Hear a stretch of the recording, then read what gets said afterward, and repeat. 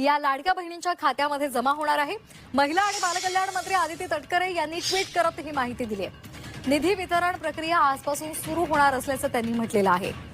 म्हणून आम्ही जी प्रक्रिया डिसेंबर जानेवारी महिन्यामध्ये सुरू केली, 7-8 महिन्यामध्ये आम्ही त्याचे संपूर्ण जे 118 जे काही कॉम्पायलेशन्स आहेत, कॉम्प्लायन्स जे करावे लागतात ते आम्ही त्या ठिकाणी केले आणि मग आपली योजना त्या अंतर्गत काही केवायसी पोर्टल आहे ते बंद पडले नाही, ई-केवायसी आता 2 दिवसापूर्वीच सुरू झालेला आहे आणि याच्यामध्ये साधारणपणे या प्रक्रियेने लाभार्थ्यांना अधिक लाभ होणार आहे। म्हणजे सुरळीत त्यांना दर महिन्याला लाभ मिळण्याच्या दृष्टिकोनातून ई-केवायसी हे अतिशय महत्त्वपूर्ण पाऊल आहे।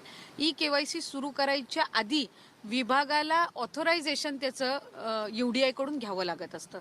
त्याच्यामध्ये 118 बाबींची पूर्तता करावी लागते। त्याच्यामुळे साधारणपणे या प्रक्रियेला 8-9 महिने लागत असतात।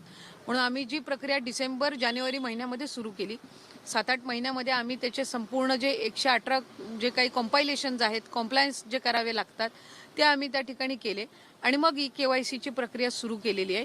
आणि याच्यानी अधिकाधिक फक्त लाडकी बहीणचा नाही, पुढे मागे दुसऱ्या कुठल्या शासनाच्या योजना असतील त्याच्यामध्ये सुद्धा ही ई-केवायसीची प्रक्रिया ही उपयुक्त ठरणार। पण आज मंत्रिमंडळाच्या बैठकीमध्ये सुद्धा राज्यातली